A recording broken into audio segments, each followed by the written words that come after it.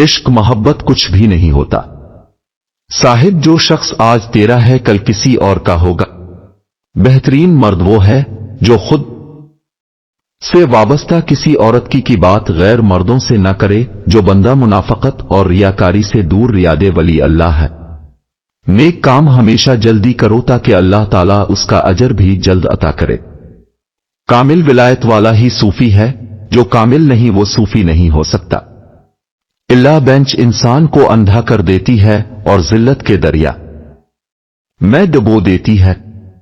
یہ دنیا فانی ہے، اس میں کسی چیز کے جانے کا غم نہ کرو، اور کسی کے ساتھ احسان کرو تو اسے جتلاؤ مت۔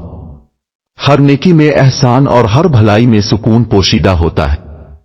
احسان کو جتلانے سے سب کیا دھر ازل ہو جاتا ہے۔ کسی سے دشمنی، دوستی، خوشی یا ناخوشی رکھو تو صرف اللہ کی رضا کے لیے ہی رکھو۔ پریشانی و مصیبت میں صابر رہ اور اللہ کا شکر ادا کر، یہی ایمان ہے۔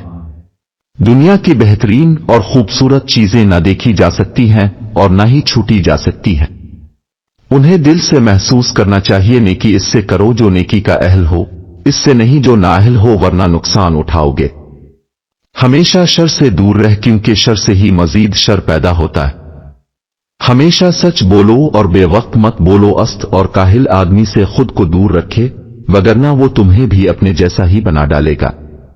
غصہ کرنا دوسروں کی غلطیوں کی سزا خود کو دینا ہے۔ جب کسی محفل میں جاؤ تو سلام کرو، اگر لوگ اللہ کے ذکر میں ہوں تو انتظار کرو، اگر کسی اور کے ذکر میں ہوں تو وہ محفل ہی چھوڑ دو۔ کسی کے متعلق خیر خائی کے علاوہ کچھ اور مت سوچ۔ اس عورت کو مرد چاہ کر بھی نہیں چھوڑ سکتا جو اپنی 3 چیزیں ختم کر دے، اپنی انا، اپنا عصا اور اپنا نکمائین۔